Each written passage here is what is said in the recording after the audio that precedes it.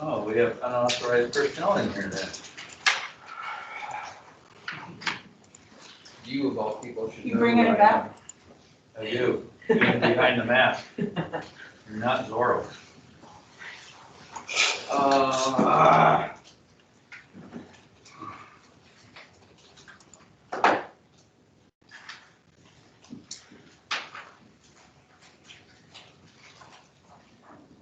So, on this down.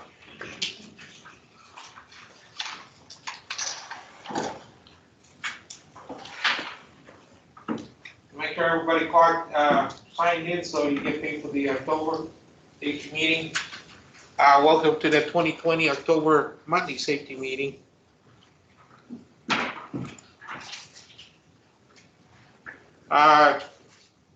Our vision, we will deliver the best customer experience with industry-leading safety, reliability, innovation. What does it mean to you, and what part do we play in achieving this vision? So, Mr. Chad, what does it mean to you? It means that we will provide our customers with the best customer service we can, very safely. Anybody else got a different?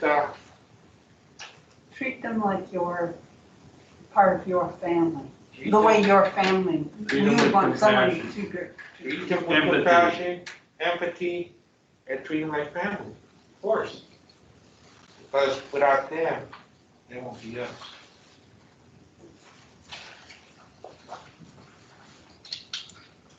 Overview, during today's meeting, we will be covering distracted driving and distracted pedestrians. And we will also discuss fire safety and fire extinguisher training.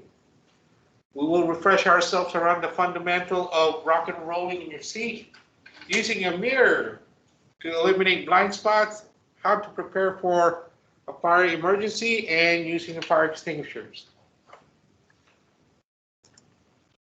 Our first main menu, fleet safety, will be watching distracted driving.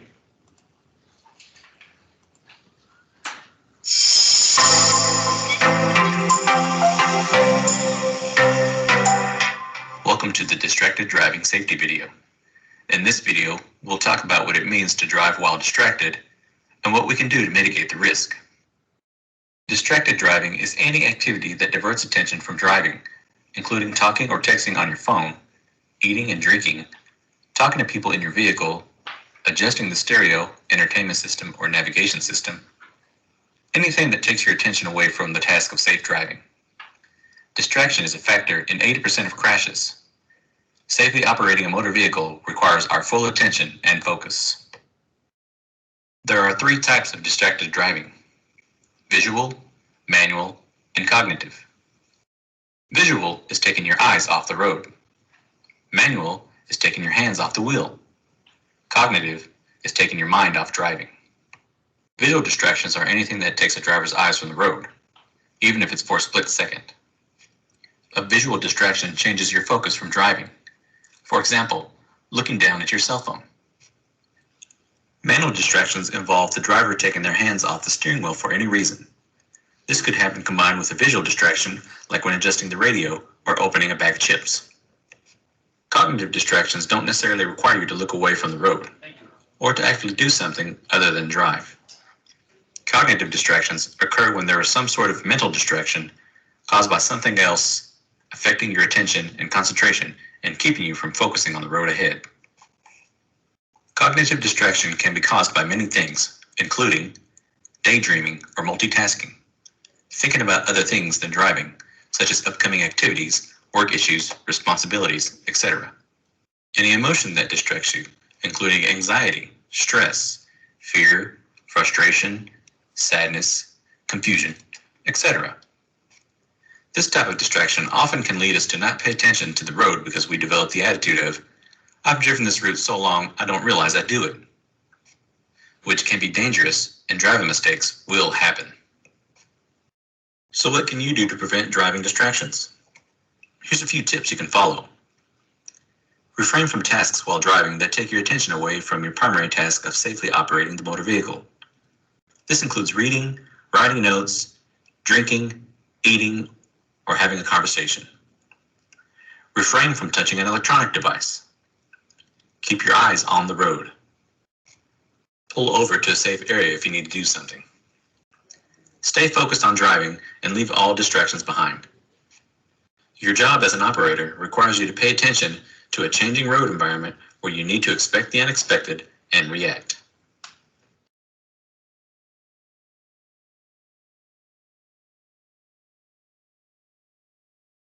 Number one, what causes distracted driving? An activity that takes your attention away from driving. So any activity that takes you away from your primary job is driving.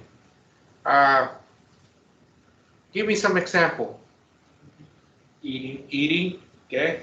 The tablet, Texting, the tablet. the tablet, okay. Talking with somebody like a writer. Talking with somebody with a rider. All that can cause driving distraction. How would you, if your driver is asking you the same question all the time, and of course, we all can answer, but if it's getting too distracted to you, to where it prevents you from not driving, what can you do? What can you do to handle that situation? You mean the client? Yes. Throw them off the bus? No, we don't know. It's the first that I would say it is, I need to go on the road. Yeah. You gotta communicate with your clients. Yep. Let them know nicely. I have to concentrate on my driving for our safety. Yes. I will answer all your questions when I drop you off. Yeah, if they start talking to me, I pull over to the safe location. Okay, ma'am, before we're gonna go now, ask me all the questions so that we can leave. People actually talk to you on phone? Yeah. Oh, wow. That was cruel, Ed. I'm not mean, but I have to tell the. Some clients every time, you know. Yeah. So Because you they're never stop. It's easier when, one-on-one, they're always yapping at you. Yeah, If there's more there's- than one on the bus, they're usually quiet. there's always Or they that talk between one. themselves. Yes. and not- Whatever, you Yeah. can leave me out. All right, number two. What are the three types of distracted driving? Visual, manual, and Visual, manual, and cognitive. What's visual? Define visual for me. Sight, what you see. What you see? In distracted driving, what's visual? What is it? anything. It's like it don't count the following distance. Something that you take your mind off things. Like for example, turning on the radio or turning on the heater. Like you said, the tablet when you're texting or If looking there's at the something tablet. that goes on outside, like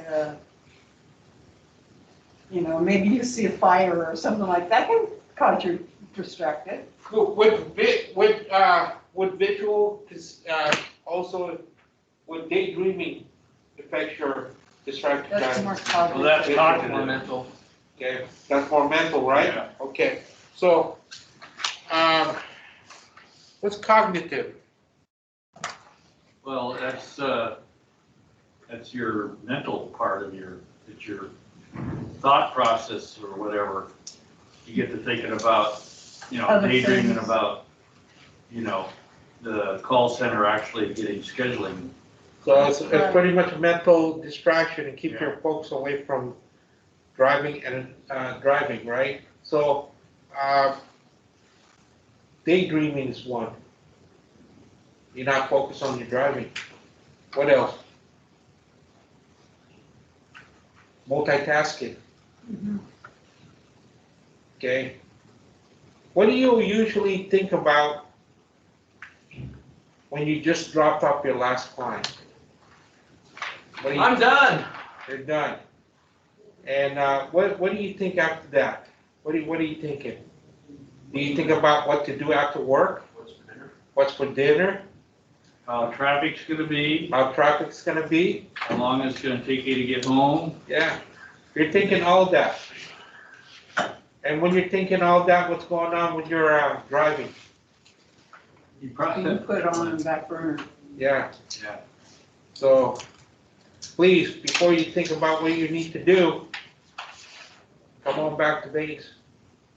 Clock out, okay?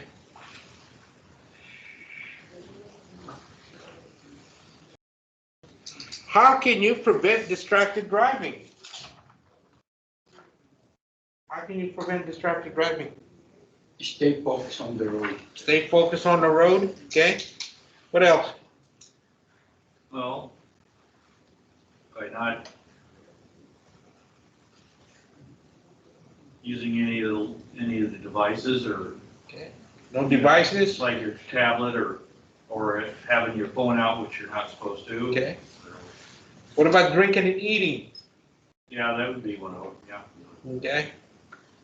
Do some of you guys, come to work early?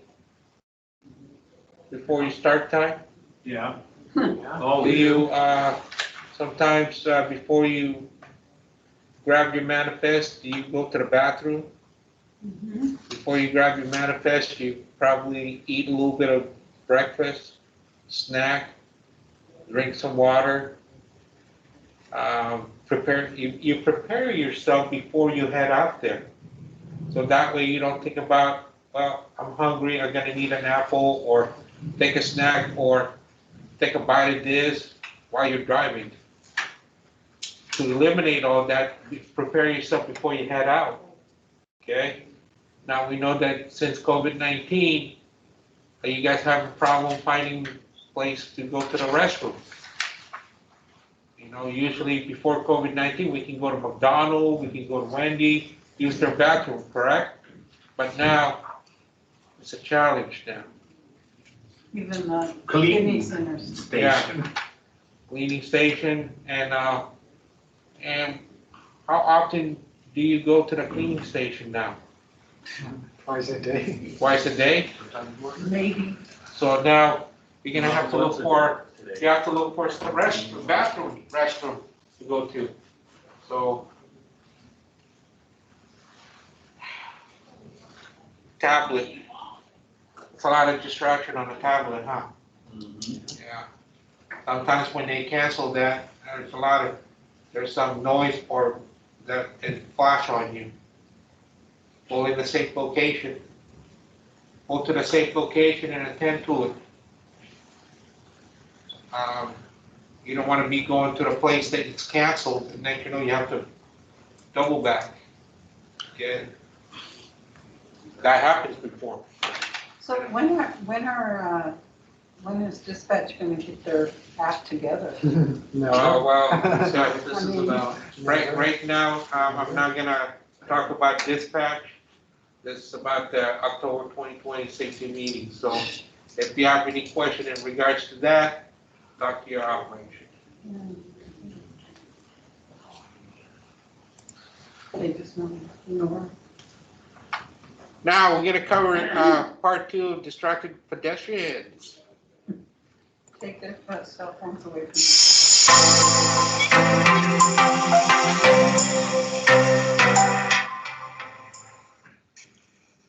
Welcome to the Distracted Pedestrian Safety video. In this video, we will talk about what it means to drive around distracted pedestrians and what we can do to mitigate the risk. In 2016, 5,987 pedestrians were killed in traffic crashes in the United States. This averages to 1 crash-related pedestrian death every 1.5 hours. As professional drivers, we must constantly keep our head and eyes moving, scanning the road around us to help prevent pedestrian and bicyclist collisions. Distracted pedestrians are hazardous. Often, they are looking down at the ground or at their cell phone or other electronic device and are not paying attention to their surroundings. The same can be said for bicyclists. You should always keep your eyes moving, looking for pedestrians and other hazards. Do not assume the pedestrian is paying attention. As the professional operator, be ready to react and communicate with a short tap on the horn, get eye contact, or be prepared to stop. Children are especially vulnerable, and we need to pay special attention to areas where children are around. Here are a few things to think about. Children are at risk because they do not look before running in the street, and they are not a good judge of an approaching vehicle speed. Children may not be looking for traffic and may create a hazard. They see traffic from a very different perspective. Young children don't yet have the skills needed to cross the street safely. They see traffic through a totally different lens than we do, and they tend to ignore hazards and take risks. Young children can be impulsive. They often run out into the street unexpectedly, perhaps chasing a ball. Always be sure to check your blind spots and look for pedestrians and bicyclists. Make sure you rock and roll in your seat and check your mirrors, especially when making turns at intersections where pedestrian traffic is higher. Take that turn at 5 miles per hour and be prepared to react. Give more space for bicyclists.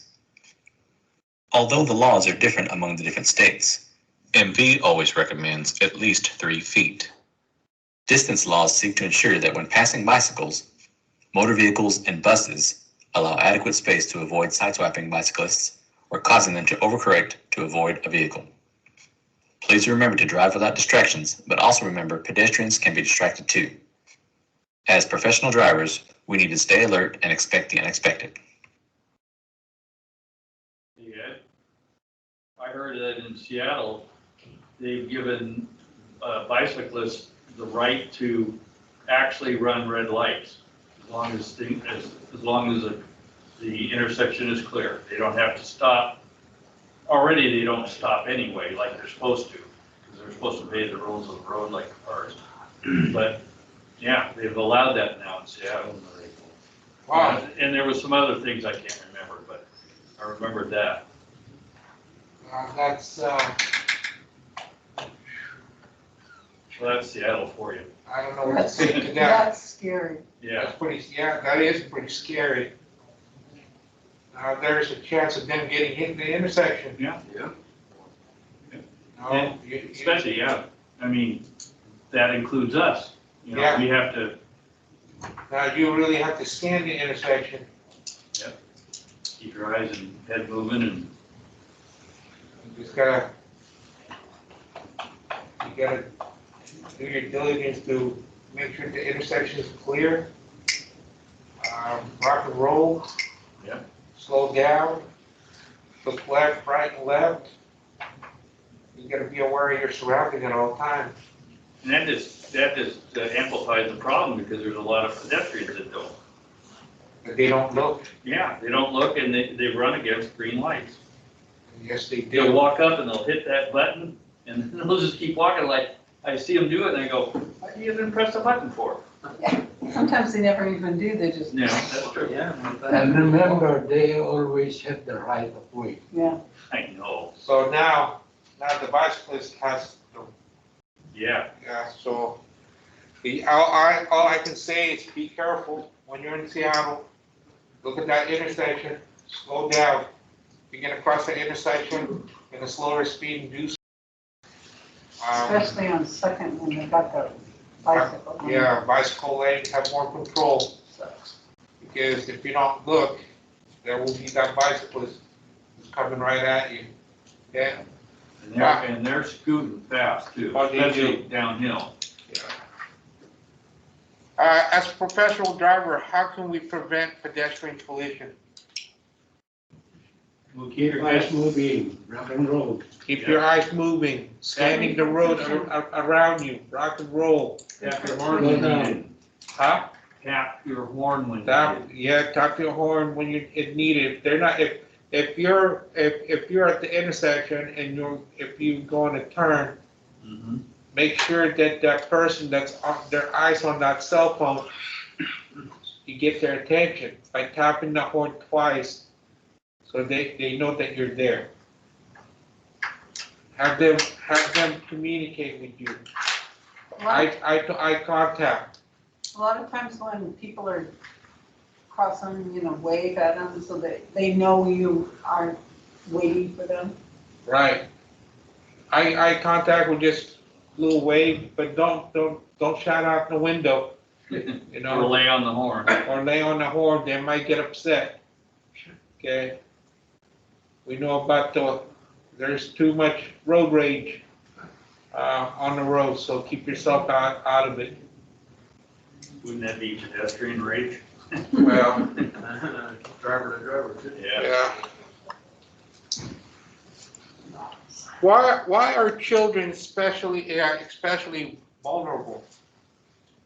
Because they They're can't not paying anticipate. attention at all times. They don't know better. They're impulsive and they're unpredictable. They're unpredictable. Poor judgment. They can't, Speed. they can't do, judge how fast you're going. That's correct. They're not as experienced as adults. And sometimes when you see kids are playing, they're kicking that ball. Once it gets on the road, are they looking left and right? No, No, they no. start for it. They'll just go right chasing that ball. So be careful when you're around neighborhoods. If you see kids playing outside, then that's when you slow down to 20 miles per hour Or lower. or lower. If the speed limit is 25 in the residential area, slow down to 20.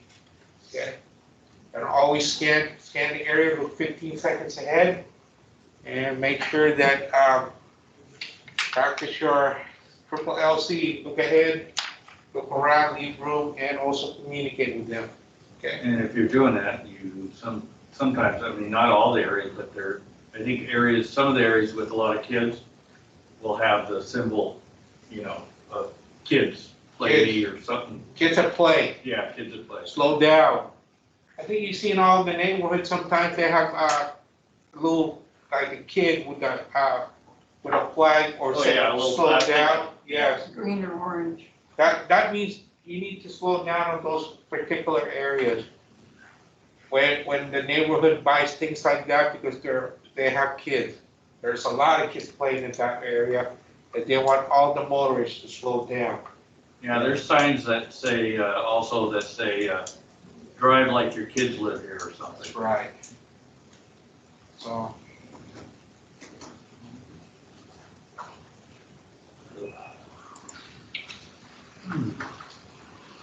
All right, before we go to the fire and safety, on your first page, you said proper vehicle securements. On the first page. Let's talk about proper vehicle securements. Securement. Securement, your vehicle, not your Wheelchair. wheelchair, your vehicle, your bus. Make sure it's in park. Okay, so what's the first step to ensure proper vehicle securement? Put it in park. Put in park, Parking brake. Emergency brake. put your parking brake or emergency brake. That prevent a runaway bus. Yeah, we've had a few of those. Oh, yes, we have. Yes, we have.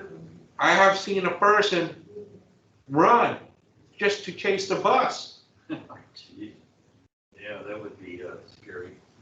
What could happen when you have a unsecured bus? You forgot to put it in park, you put the emergency brakes on, what could happen? It's gonna run away. It's gonna run away from you. So, and then what would cost for that? What would cost? What's the cost? Whatever it is. Whatever it hits. Cars, house, building, People. people, and animal, and also there might be bicyclists coming around. Okay? There was one, man, about 4 months ago, I like to say 5 months ago, I saw a driver actually drop everything he has in his hand and chase the bus. Hmm. And I saw a neighbor, a person just standing outside, just watching the driver. That's a close call.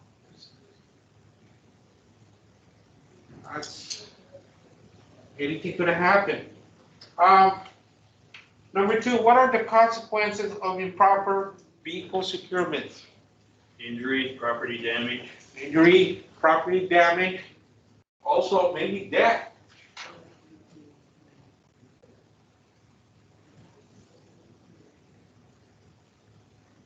your job. Goodbye. That's termination. So, back up to the steps, when you leave your bus, when you leave sight of your bus, you need to make sure that thing's locked up. Yes, yes. Also, for example, if you're going on a break, okay, or you're going to pick up your client that's maybe around the corner, you gotta make sure your bus is parked, your emergency brakes pressed all the way to the floor, and secure your bus by locking your bus, taking the key with you. There's a lot of people out there that will just take that bus for a joyride. We had that happen with Cranston, the VIP buses bus, Yeah. the VIP bus. Yeah, they go to the hotels. Yes, and we drive the I think he was, captain, co-pilots, and the stewardess to the airport, to the hotel, to the hotel, to the yeah, airport. but I think that was more, commandeer, they said, we want your bus. I mean, the driver was in the bus when we both have it. I saw one time client jump to driver's seat Yeah, and start driving. You know, try driving. and never leave your keys in the bus, especially in a bus. Okay, if you have your lift, if your lift is lowered, your service door is open, but then you have to go around the corner, don't make sure your bus is turned off. Get the keys, okay? Now, let's go ahead and turn your page. Go to page 2. Expect the unexpected. There's no videos on this.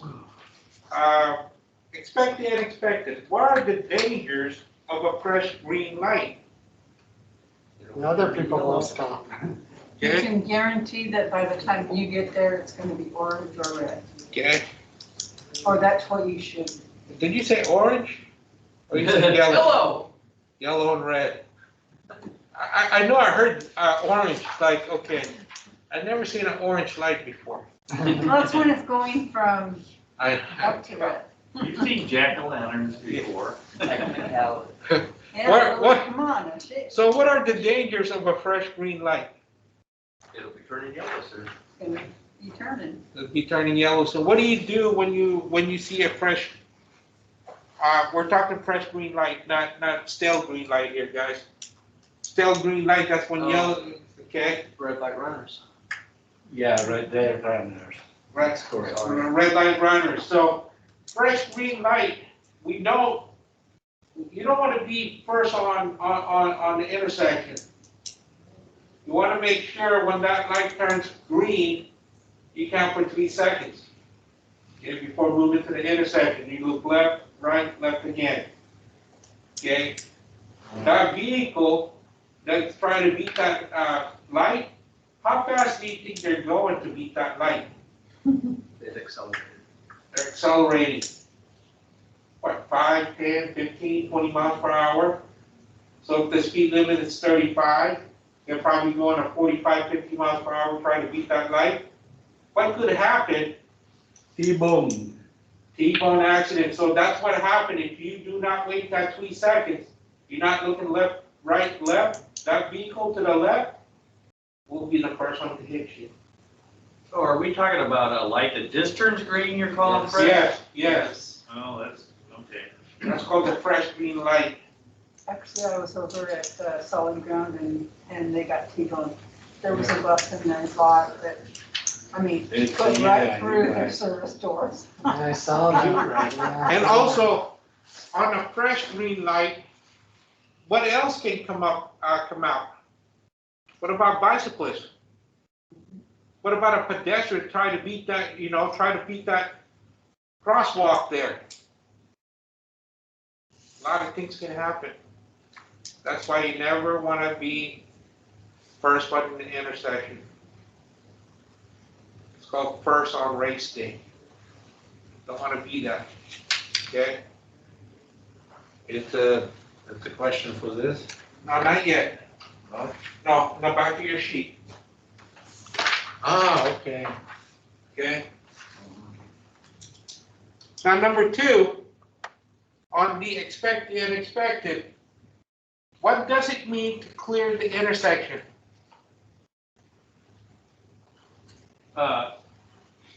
Well, not being stopped in the intersection. Okay, not being stopped in the intersection? It's against the law. Yes, Yeah, if you can't clear the intersection, don't go into the Right. intersection. that's correct. Yeah. And how can we prevent that from happening? By looking Cover ahead, your brakes. Looking ahead how far? 15 seconds. 15 seconds. Covering your brakes. Okay, Rock and roll too. rock and roll. Be aware of your surrounding at all time, okay? Now we're gonna move on to the injury prevention, part 3 of fire safety.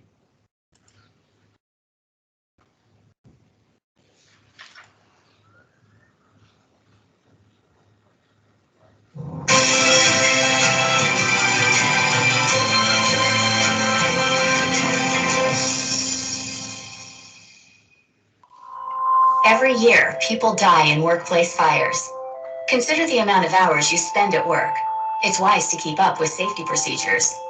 First, prevention is everyone's job. The leading causes of workplace fires are arson, office machines, smoking, and electricity. To prevent arson, know security policies and keep unauthorized people out of the building. Keep clutter and flammables out of halls and public areas. Office machines create much heat. Make sure air can circulate around them. Unplug or turn off coffee makers at the end of the day. And don't use portable space heaters. Smoking remains a fire hazard on the job. Make sure designated smoking areas have proper receptacles and keep smoking materials out of waste baskets. Electricity in general is a common cause of workplace fires. Call a maintenance or security person if you smell a strong odor, like burning plastic. Don't use extension cords. Use surge protection devices. Make sure heavy items do not sit on top of cords, and replace or report old or frayed cords. You can survive a fire and help your coworkers as well. Keep a cool head. Call 911 and pull the fire alarm. Also, get out of the building as soon as possible. Do not take time to gather belongings. Know your closest exit and know a backup exit. Have an evacuation plan and keep it up to date. Hold regular fire drills and evaluate results. Make sure there's a plan and proper equipment to assist those with special needs. Build a relationship with local fire officials and ask them to evaluate your procedures. Don't get caught unprepared. Know your exits and your organization's procedures. You might save a life or prevent injuries. All right, number 1, what are some of the leading causes of workplace fire? Smoking, Smoking, electricity, electricity, machine Cluttered devices. areas, cluttered area. What else? frayed electrical cords. Okay. What about office machine, like a heater, Yeah, space heaters. space heater? What about arson? You know, we don't have a security guard here, so if you see, if any driver sees anybody that's not, that you don't usually see here, or doesn't, you don't know that Or they doesn't work here, belong. that they don't belong here, go front them. Hi, can I help you? You never know what they do inside a building. Arson, they can set up a fire, Or steal something. steal something, or might put something like can cause mass destruction. Maybe that's responsibility of the safety department, It's everybody's responsibility. It's everybody's especially responsibility. safety department. Promote, Why not put in security or whatever? no? it's your responsibility too. That if you see somebody We walking, have the big light at the outside now. It's been a long time we didn't have those. what's that? The lights flat that are light. out front of the building. That light's in front of the building is working now. Yeah. He's talking about it for a while. I know it's for a while, and I've been digging them on my facility inspection. Every month I take that facility inspection, I keep complaining about that light in the front until I got it fixed. Even if it takes 1, 2, 3, or 4 times, we got it fixed. That's progress. I got all the lights all around the building working now. What else can you ask for? That's all facilities, even in the yard. So, we got it fixed. Because I remember working in at 1:30, 2 o'clock in the morning, people complaining, coming back, couldn't see anything out in the parking lot, including myself. We have female drivers that goes out there in the dark, and some of them will ask me if I can escort them to the car. Now we got it fixed for safety now. So I just want to let you guys know that if you see a person that don't belong here, confront them. Because you never know what they will do, okay? So you're looking for your fellow drivers' safety. Remember, safety revolves all of us, not just safety department. We have a job to do, okay?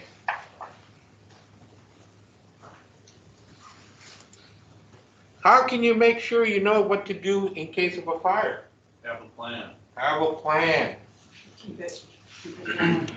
Now, I know that we haven't done a fire drill here, but we will be doing it soon. Just make sure that when you see an exit, head out to that exit, okay? Don't head into the bathroom, that's not an exit. Okay? And leave your stuff. Leave your stuff here, okay? You can leave your lunch here, it'll be safe. Lunch can be replaceable, but life is not, okay? Is that correct, Mr. Ramon?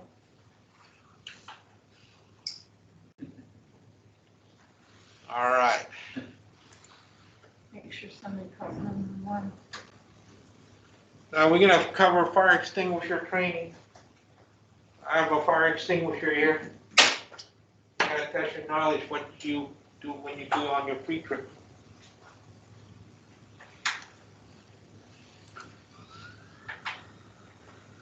When was the last time that you had to use a fire extinguisher? For most of us, fire extinguishers are one of those things we like. Have anybody here ever used a fire extinguisher? Yep. One? No. No? And we put out some fires. Where? What kind of fire In the extinguisher have fires, you when I was used? working in the fires, Yeah, my- people leave that stuff on the stove and catch on. Oh, in an apartment? Yes, Oh. I used to do apartment maintenance. So what about you, Chad? When did you use the fire extinguisher? Bellevue base. There was a small mechanical fire. All right. And of course, you probably, when you use a fire extinguisher, where did you point the hose? So it's right here. Nozzle. Or did you, Oh gosh, that was so long ago. okay, The base towards the ground. base towards the ground. It doesn't do you any good try to put it out right on top of the fire. Okay, so we're gonna watch this lady. To have around, but Bellevue base. hope never to use. Hi, I'm Rachel Wall with Ally Safety, and in this video, we're going to cover some quick tips on fire extinguisher use. It's going to include the types of fire extinguishers out there, when to fight a fire and when to evacuate, and lastly, how to use a fire extinguisher. So without further ado, let's jump right into it.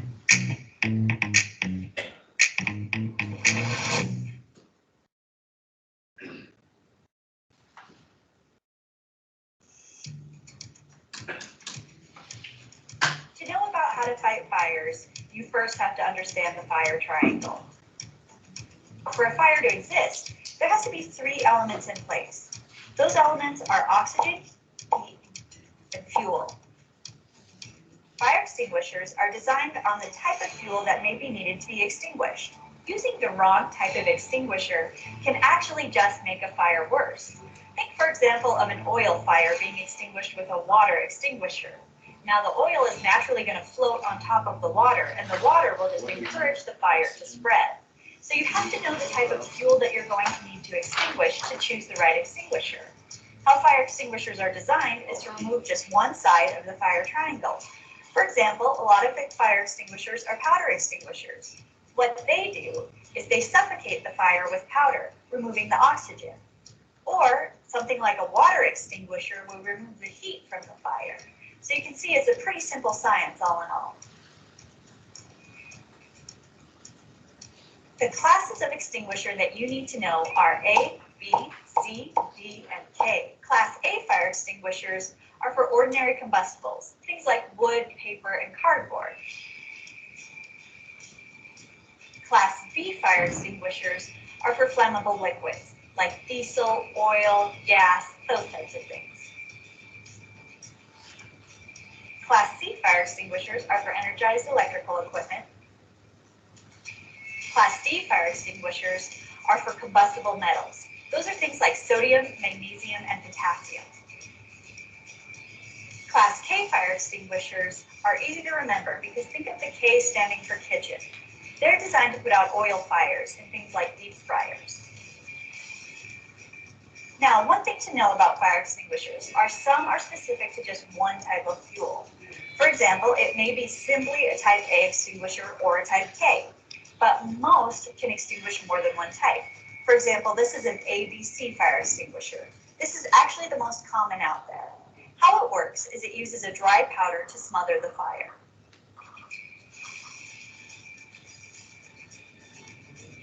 Portable fire extinguishers are built to extinguish fires that are in the incipient phase. This is the phase that comes soon after ignition before the fire has really generated a lot of heat. A fire in this phase is roughly the size of an office trash can.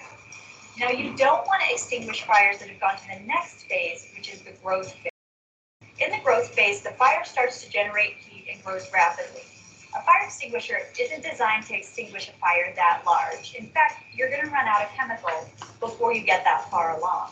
One thing to note when making the decision whether to evacuate or fight the fire is that most fire extinguishers only have enough extinguishing agent to last about 30 seconds. In the event of a fire, always make the decision that your safety is your priority. Never put yourself in the position where the fire is blocking you from the exit, and only fight it if you feel comfortable and safe doing so. Now, to fight a fire using a fire extinguisher, remember the PASS method. That's P-A-S-S. Hold the pin, aim the nozzle, squeeze the trigger, and sweep at the base of the flames from side to side.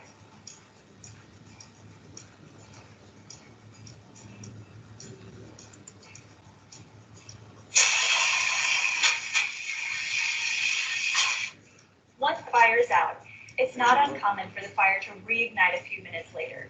So make sure that you're keeping watch until you're certain that it's out and done.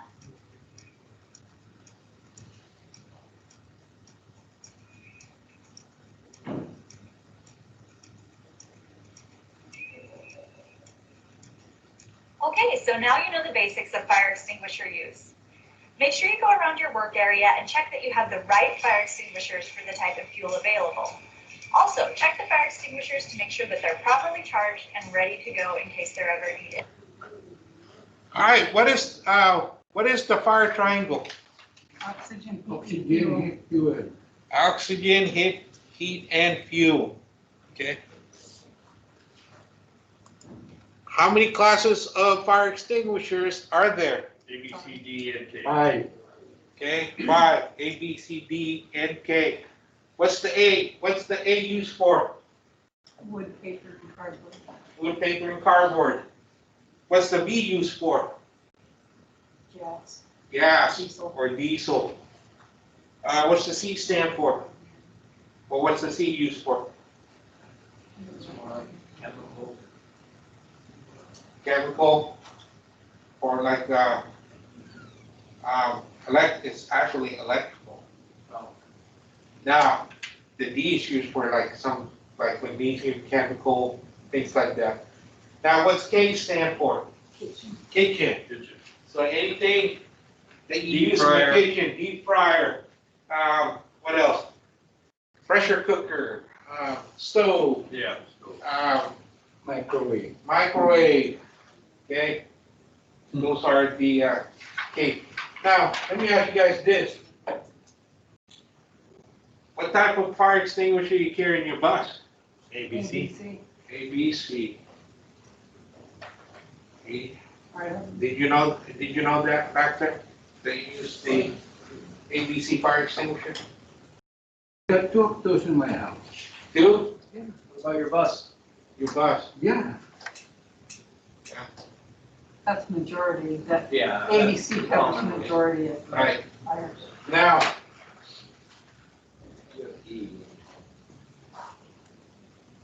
number 3, what class of fire extinguisher would you use of a fire caused by diesel fluid?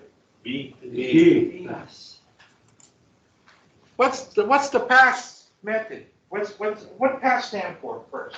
Pull the pin, aim the nozzle, squeeze the handle. Squeeze the nozzle. Hold the pin, In the nozzle.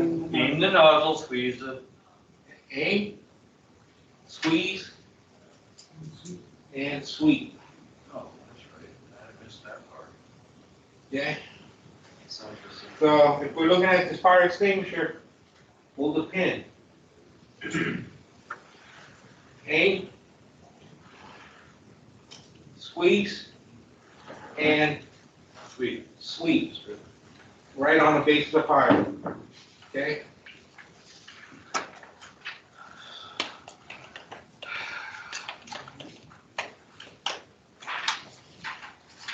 What else do you check on a fire extinguisher to make sure that is in a proper working order? The gauge. The gauge, the Is it gauge charged? is charged. Where is the arrow used, has to be? I think it's the green area. The green area. Okay, also, look at the tag. Okay, sometimes the tag is punched November 2019. If it's punched November 2019, it's good for 2 years. Okay, and we also inspect that every time I do my facility inspection. You're gonna have to inspect it all the time, so make sure that you get to a fire, are ready to do the battle, okay?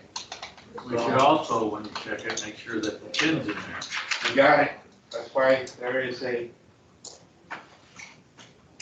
lock here, it's a plastic, like a strip, so that way nobody can steal the pin, and it's intact, okay? Any question before we move on? Nope.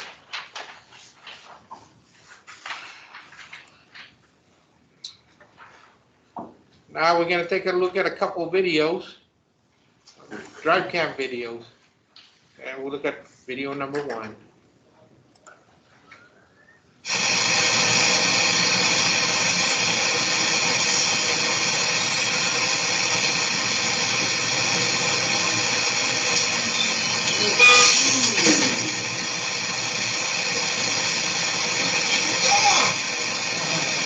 Well, don't play down, sit and watch it. Yeah, you done that? Let's do one more time. That you? Yeah, that was me, No, yeah. no. We got these,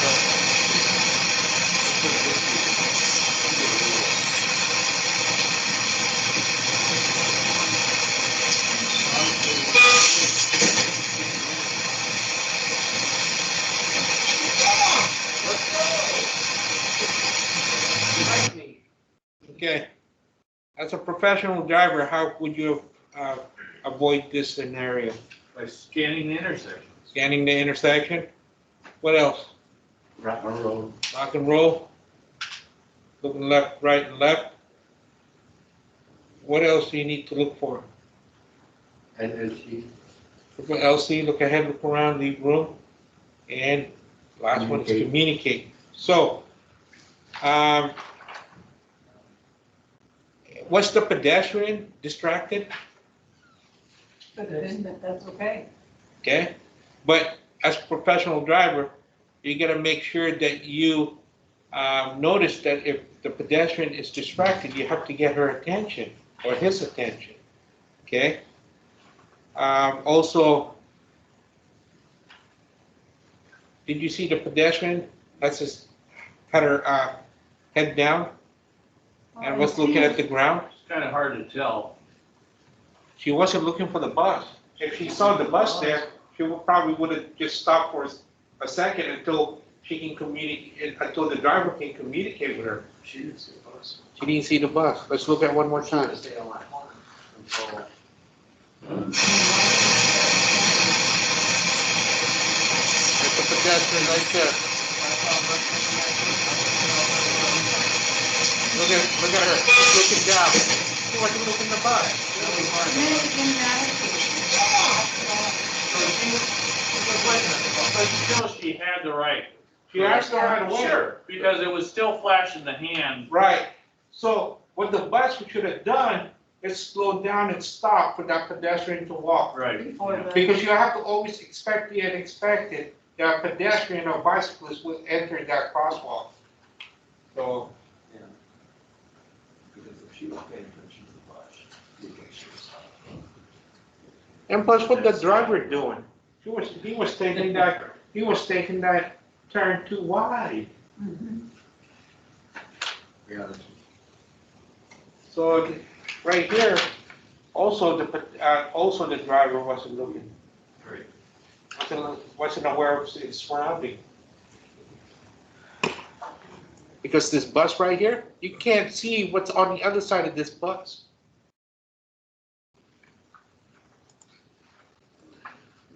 We're gonna go to the second video.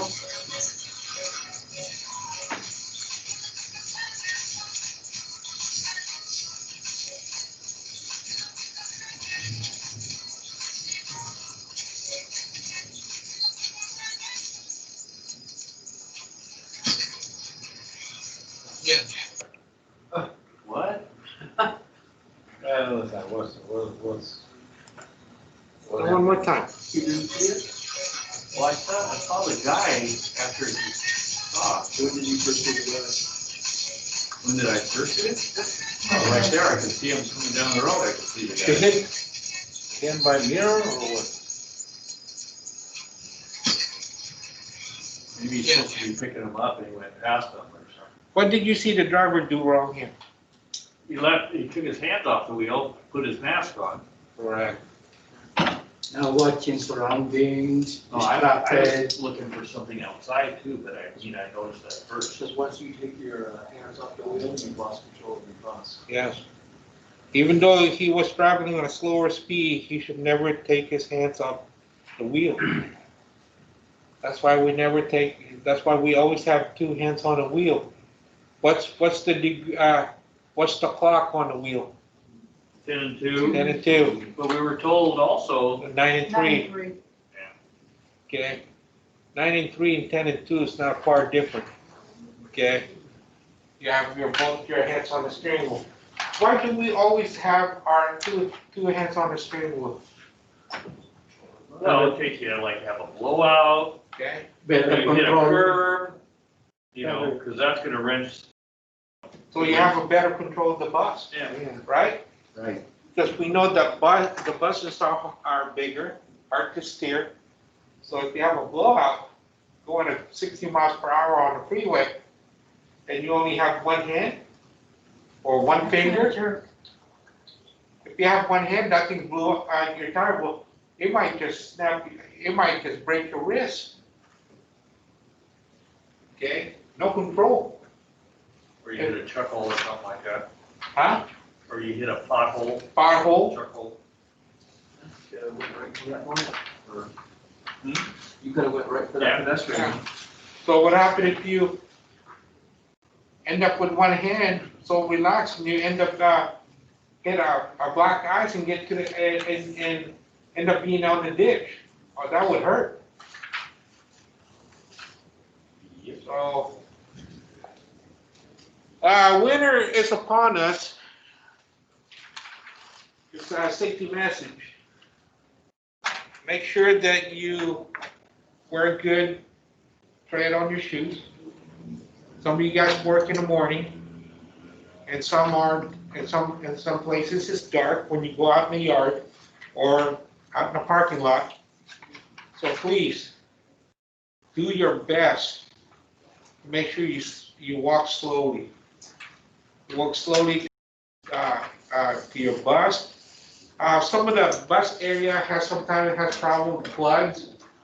So please do not step on ice. I don't want you to slip, trip, or fall, or break your neck, or have a concussion. Okay? Take your time.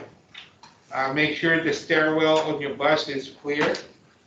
I know sometimes we drag leaves, water, and it tends to be slippery for our clients and you.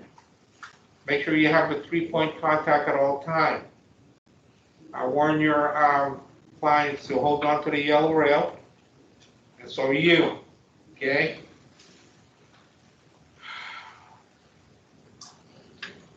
COVID-19. We heard that might spike up during the winter time because of cold season. Please protect yourself. Wear a I'll mask. stay home. Wear a mask or gloves. Okay. Make sure that if your riders or your client don't have a mask and refuse to wear a mask, make sure you hit the drive cam camera. Call dispatch. Okay. Well, actually, they say you can refuse to take them, but. Yeah. But I know, but that's gonna goes to be another rider. totally entirely up to you. I don't care. That's a. But make sure you call dispatch, okay, and get the drive cam, Mr. Leonard. Yep. I heard today, And do it once a the week. dispatch said because the client didn't have no mask, he either had to put a mask on or he was illegal. Okay. Good. Good. Well, that's why they give us one, so I. Don't have them endanger your life. Okay? Because remember, you going home to your family members too. I have one question. Protect yourself. Yes, Alec?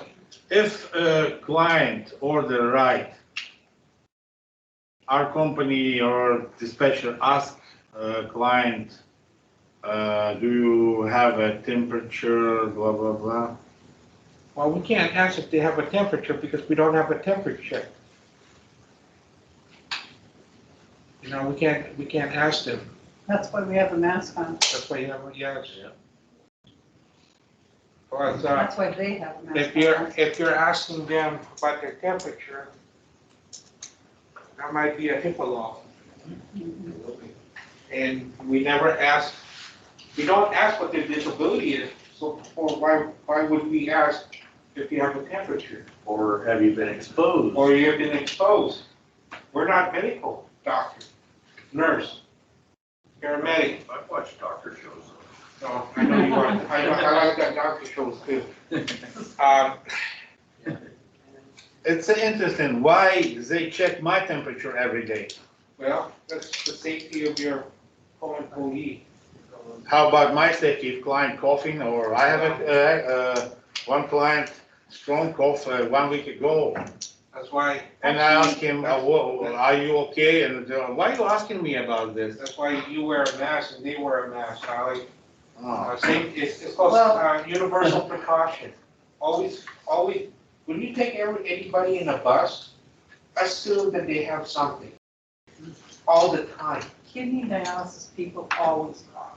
For example, client wear mask, start coughing like this, I hope they don't, and I put hope mask they don't- again. I hope they don't take their mask when they cough like that. Okay, I hope not. But now we have barriers in a bus. It's interesting, barriers, it's don't protect anything, you know. I know, but it protects the Uh, person's It's property. only like a decoration. It's not a decoration. It's your opinion. Listen, if they sneeze or cough, where all that fluid's gonna go? In that barrier. It's protecting the other client that's sitting in front of them. Okay? And it protects it from being It's airborne. nobody have no idea how virus, you know, spread. It's just, I know that it's spread airborne. Okay, any virus that's out there is spread airborne.